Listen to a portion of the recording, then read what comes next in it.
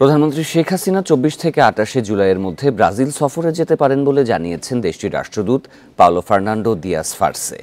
এ সময় খেলা, নিরাপত্তা সহ একাধিক সমঝোতা স্মারক সই হতে পারে বলেও জানান তিনি। সকালে জাতীয় প্রেস ক্লাবের সাংবাদিকদের সঙ্গে মত বিনিময়ে এসব কথা জানান ফার্নান্দো দিয়াস।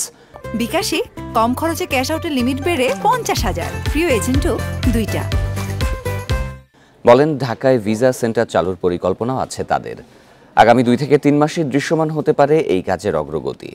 প্রধানমন্ত্রী শেখ হাসিনা সফরে ভিসা ইস্যুতে আলোচনা হবে জানিয়ে ব্রাজিল রাষ্ট্রদূত বলেন, বাংলাদেশের সাথে বাণিজ্য সহায়তা বৃদ্ধি ব্রাজিলের মূল লক্ষ্য। শিগগিরই বাংলাদেশে বড় বিনিয়োগের সম্ভাবনা আছে, বিশেষ করে পোশাক খাত ও প্রযুক্তি খাতে।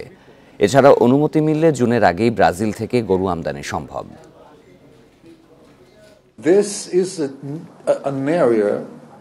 G20 সম্মেলনের আগেই ২৪ থেকে ২৮ জুলাইয়ের মধ্যে প্রধানমন্ত্রী শেখ হাসিনা দ্বিপাক্ষিক সফরে যেতে পারেন।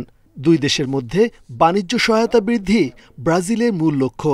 এখনও কোনো বিনিয়োগকারী বাংলাদেশে না এলেও শিগগিরই বিনিয়োগের সম্ভাবনা আছে, বিশেষ করে পোশাক ও প্রযুক্তি খাতে।